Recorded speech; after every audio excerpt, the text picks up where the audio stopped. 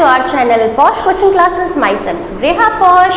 मैं दोबारा आप लोगों के सामने आई हूँ अपना सेम टॉपिक को कंटिन्यू करने के लिए। तो टॉपिक अगर आपको याद होगा, मैंने अपनी प्रीवियस वीडियो में टॉपिक करवाया था आपको वॉइसेस पे मैंने आपको ये समझाने की कोशिश करी थी कि वॉइसेस क्या होती हैं और जब हम बात टेंसेस की करते हैं उनमें वॉइसेस को किस तरह से चेंज किया जाता है। वॉइसेस दो तरीके की होती हैं, जैसे मैंने आपको प्रीवियस वीडियो में भी बताया था।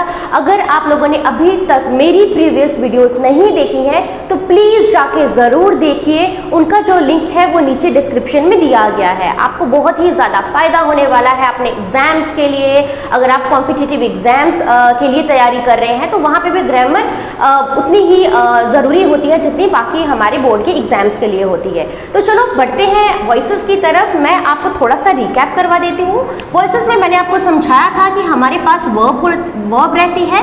वर्ब दो तरीके की होती है, ट्रांजिटिव होती है और हमारे पास इंट्रांजिटिव वर्ब होती है। जो हमारी ट्रांजिटिव वर्ब होती है इनकी दो वॉइसेस होती हैं। एक को कहा जाता है एक्टिव वॉइस और दूसरे को कहा जाता है पैसिव वॉइस। जो हमारी एक्टिव वॉइस होती है वहाँ पे क्या होता है, सब्जेक्ट एक्ट करता है, सब्जेक्ट क्या काम करता है वहाँ पे हमें पता चलता है। और जो पैसिव वॉइस होती है वहाँ पे बताया जाता है जो एक्ट है वो सब्जेक्ट के द्वारा किया गया है।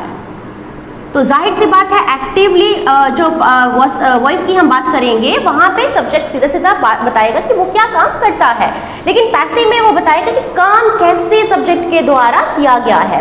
अब जब बात रहती है एक्टिव से पैसिव जाने की तो कुछ पॉइंट्स हमें याद रखने होते हैं। सबसे पहला पॉइंट था जो हमारा सब्जेक्ट रहता है वो ऑब्जेक्ट के अकॉर्डिंगली चेंज हो जाता है।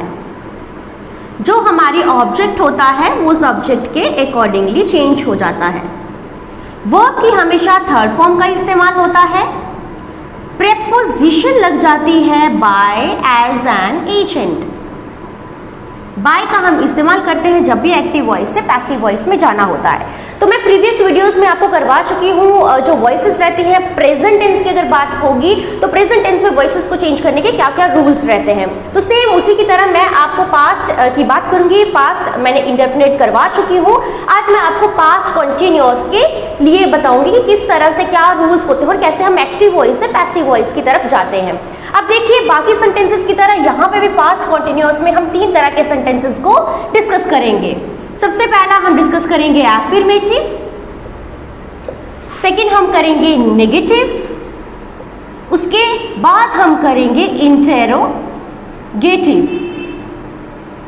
अब हमें पता है जो एफर्मेटिव सेंटेंस रहता है, एफर्मेटिव को डेक्लरेटिव सेंटेंस भी कहा जाता है, जो हमें पॉजिटिव स्टेटमेंट देता है। अब मैं एग्जांपल लूंगी एक्टिव वॉइस में, आपको चीज़ क्लियर हो जाएगी। जब भी बात एक्टिव से पैसिव में होगी इन रूल्स का हमने ध्यान रखना ही रखना है। उनके अलावा जब हम बात करते हैं टेंसेस की, पर्टिकुलर टेंसेस की, तो उनको चेंज करने के लिए हमने क्या क्या रूल्स को अप्लाई करना है।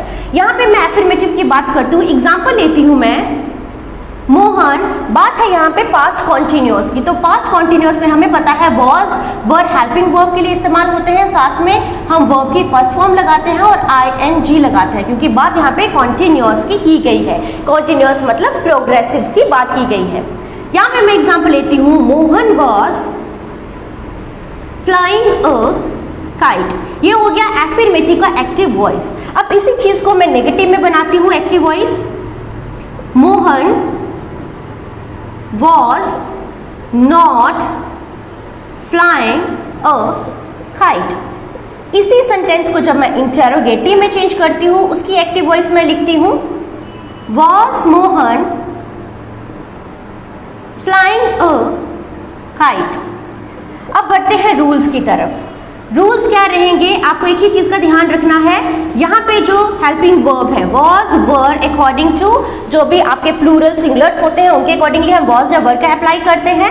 उसके साथ में आ जाएगा बीइंग और वर्ब की थर्ड फॉर्म। ये रहेगा एफर्मेटिव में।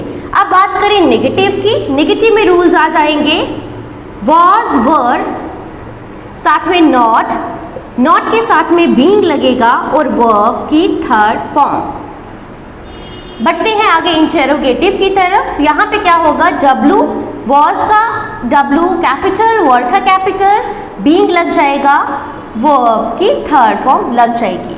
अब देखिए मैंने यहाँ पे लिखा सब्जेक्ट जो है वो ऑब्जेक्ट के अकॉर्डिंगली चेंज होगा। मोहन हमारे पास है सब्जेक्ट, अ काइट है हमारे पास ऑब्जेक्ट, फ्लाइंग है हमारे पास वर्ब। सबसे पहला जो ऑब्जेक्ट है हम उसको पैसिव वॉइस में सब्जेक्ट की जगह पे प्लेस करेंगे। तो यहाँ पे आ जाएगा a kite was according to rules, was being according to rules, fly की सेकेंड फॉर्म होती है flew, थर्ड फॉर्म होती है flown। A kite was being flown by, again preposition according to rule, subject बन जाएगा ऑब्जेक्ट बाय मोहन। बहुत ही ज़्यादा सिंपल है। ऑब्जेक्ट मैंने पहले प्लेस करा, उसके बाद में मैंने जो हेल्पिंग वर्ब्स हमें दी गई थी उनका इस्तेमाल करा, उसके बाद में बीइंग के बाद वर्ब की थर्ड फॉर्म बाय प्रेपोजिशन जिसका हमने इस्तेमाल करना है, और उसके बाद में ऑब्जेक्ट की जगह पे सब्जेक्ट का इस्तेमाल कर लिया। बढ़ते हैं नेगेटिव की तरफ। जब हम नेगेटिव में पैसिव वॉइस बनाएंगे, यहाँ पे आ जाएगा अगेन अ काइट हमें दिया गया है object, a kite was according to rule. अब ये सेंटेंस जो है वो नेगेटिव है, यहाँ पे आ जाएगा not, a kite was not being according to rule, fly flew flown by Mohan. बहुत ही ज़्यादा सिंपल है, बहुत ही ज़्यादा सिंपल है। बढ़ते हैं आगे इंटरोगेटिव की तरफ। इंटरोगेटिव में क्या रहता है, मैंने बार बार एक ही चीज़ को आपके सामने मैंने बताया है कि जब भी बात इंटरोगेटिव की जाती है बहुत सारे बच्चे कंफ्यूज हो जाते हैं, जबकि कंफ्यूजन वाली कोई बात होती नहीं है।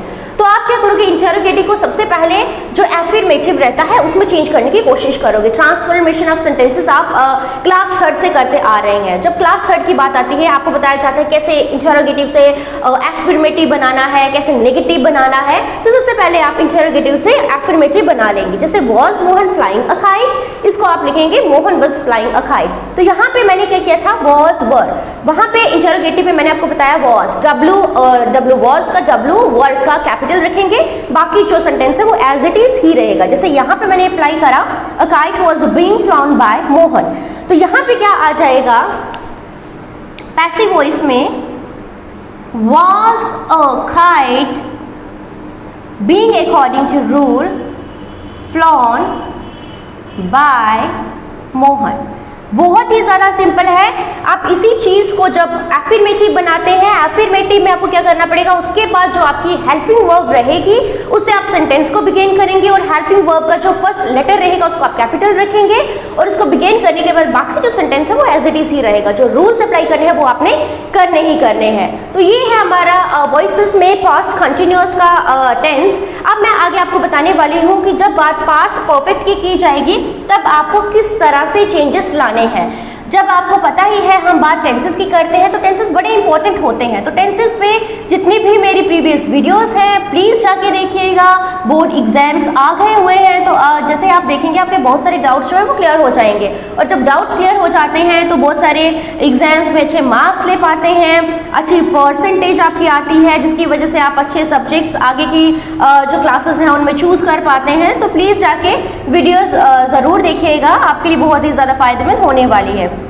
उसके साथ ही अगर आपने अभी तक हमारा चैनल सब्सक्राइब नहीं करा है तो प्लीज़ जाके ज़रूर करिए, आपके लिए बहुत ही ज़्यादा इंपॉर्टेंट है, क्योंकि हम एजुकेशनल वीडियोस जो पोस्ट करते हैं वो आपके लिए इंपॉर्टेंट है। और यहाँ पे हमारे चैनल पे कॉन्क सर जो हैं आपके लिए बहुत ही इंपॉर्टेंट मैथमेटिक्स के जो क्वेश्चंस हैं वो आपके लिए लेकर आए हैं, जो आने वाले एग्जाम के लिए आपके लिए बहुत ज़्यादा फायदेमंद हो सकता है, जिसकी वजह से आपका परसेंटेज जो है वो बहुत ही ज़्यादा हाई जा सकता है। तो प्लीज़ जाके वीडियोज़ देखें, और उन क्वेश्चंस में अगर कोई डाउट रहता है तो प्लीज़ कमेंट सेक्शन में ज़रूर बताएं। कॉन्क सर आपके डाउट्स को जो है वो क्लियर करने की कोशिश करेंगे। चलिए बढ़ते हैं आगे पास्ट परफेक्ट की तरफ। अब जब बात पास्ट परफेक्ट की होती है, परफेक्ट का मतलब होता है परफेक्टिव्स, यहाँ पे पास्ट पार्टिसिपल्स की बात हो जाती है। यहाँ पे हैड लग जाता है और वर्ब की थर्ड फॉर्म लग जाती है, क्योंकि परफेक्ट तब बोला जाता है जब काम हो चुका होता है। तो सेम ही एग्जाम्पल मैं लेके चलूंगी मोहन की ही। एक्टिव वॉइस में हम देखेंगे पास्ट परफेक्ट की क्या एग्जाम्पल रहेगी। मैं सेम ही एग्जाम्पल लूंगी, Mohan had flown a kite, Mohan had flown a kite। बढ़ते हैं नेगेटिव की तरफ एक्टिव वॉइस में, Mohan had not flown a kite। Mohan थक गया है क्योंकि पढ़ाई कर रहा है ना वो आजकल। एक्टिव वॉइस में अगेन आ जाएगा had Mohan flown a kite with sign of interrogation. अब बढ़ते हैं रूल्स की तरफ। ये जो हमारे रहेंगे वो सेम ही रहेंगे। वर्ब है transitive, intransitive, transitive active voice, passive voice. Active voice में सब्जेक्ट एक्ट करता है, पैसिव वॉइस में बताया जाता है कि सब्जेक्ट किस तरह से काम कर रहा है। हमेशा वो सब्जेक्ट जो है वो ऑब्जेक्ट में चेंज हो जाएगा, ऑब्जेक्ट सब्जेक्ट में, वो आपकी थर्ड फॉर्म का इस्तेमाल होगा, उसके अलावा प्रीपोजिशन बाय का इस्तेमाल होगा। तो अब देखिए रूल क्या रहेंगे, यहाँ पे आ जाएगा हैड, बिन और वर्ब की थर्ड फॉर्म। बात करें नेगेटिव की, नेगेटिव में आ जाएगा had, not, been, verb third form. बढ़ते हैं इंटरोगेटिव की तरफ। हैड का H capital, been, verb third form. अब देखिए यहाँ पे again a kite is an object है, मोहन इज अ सब्जेक्ट है, फ्लॉन हो गया वर्ब। ऑब्जेक्ट को बना लेंगे हम पैसिव वॉइस में सब्जेक्ट की जगह पे।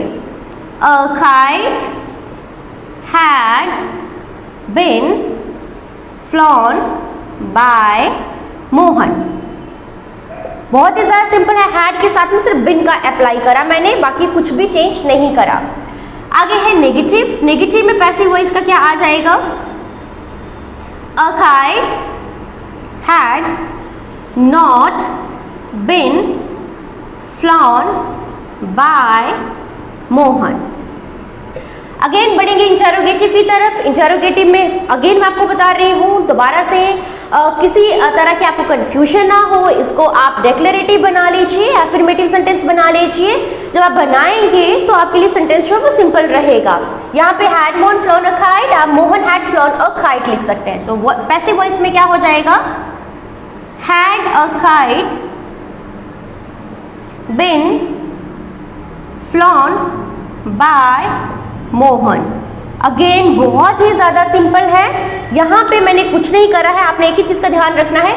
सबसे पहले तो आपको टेंसेस क्लियर होना बहुत ज़्यादा इंपॉर्टेंट है। टेंसेस क्लियर होंगे, स्पीच कर सकते हैं आप, उसके बाद आप वॉइसेस कर सकते हैं, आपके लिए सिंपल हो जाता है। तो उससे पहले प्लीज़ टेंसेस ज़रूर, जो वीडियोस हैं मेरी टेंसेस पे जाके देखिए। टेंसेस बहुत ही ज़्यादा इंपॉर्टेंट रहते हैं। टेंसेस सिर्फ आपको इंग्लिश में ही नहीं, अगर आप कोई भी सब्जेक्ट करते हैं जो इंग्लिश में सब्जेक्ट आपका रहता है, आपको इंग्लिश में जो सेंटेंसेस है वो बनाना आ जाते हैं जब आप टेंसेस अच्छी तरह से जानते हैं। जब टेंसेस आपको आते होंगे, बहुत सारे आपके डाउट्स क्लियर हो जाते हैं, बहुत सारी चीज़ें आप आसानी से कर सकते हैं। तो टेंसेस आपके लिए बहुत ज़्यादा इंपॉर्टेंट है। तो यहाँ पे जब आप पास्ट परफेक्ट की बात करेंगे, हैड V3 होता है, हैड के साथ में आपने बिन लगाना है और वर्ब की थर्ड फॉर्म लगानी है। तो ये रहा हमारा पास्ट परफेक्ट का जो टेंस है वो भी कंप्लीट हो गया। अब नेक्स्ट मैं आपको करवाने वाली हूँ past perfect continuous. Past perfect continuous.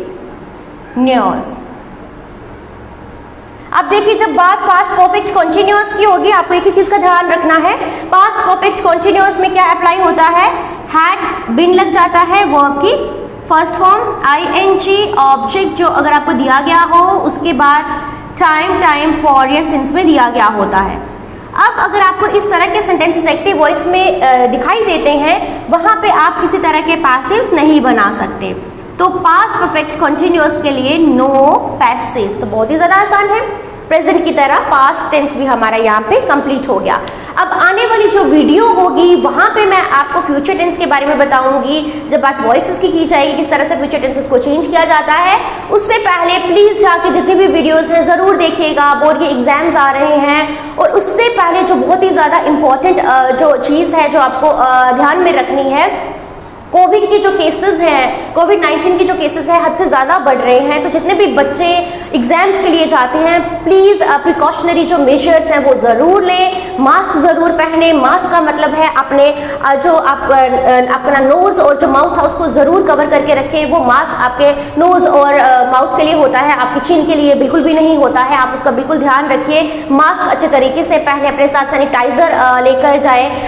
अगर ज़्यादा आप इतने ज़्यादा अपने बारे में सोचते हैं, बाकियों के बारे में सोचते हैं, तो प्लीज़ स्प्रे वाला जो सैनिटाइज़र है वो ज़रूर लेके जाएं। सबसे पहले अपना जो डेस्क है उसको अच्छी तरह से क्लीन करें। शीट्स लेने के बाद अपने हाथ को सैनिटाइज एक्सरसाइज करें, अपने आपका ध्यान रखें। आपके लिए एग्जाम्स भी इंपॉर्टेंट है और एग्जाम्स के साथ साथ आपकी हेल्थ बहुत ज़्यादा इंपॉर्टेंट है, उसका बहुत ज़्यादा ध्यान रखिए। और हमारी जो वीडियोस हैं प्लीज़ इसी तरह से देखते रहिए। अपने फैमिली, फ्रेंड्स और रिलेटिव्स उनको ज़्यादा से ज़्यादा बोलिएगा हमारी जो वीडियोस हैं वो देखने के लिए, पॉश कोचिंग क्लासेस को सब्सक्राइब करने के लिए।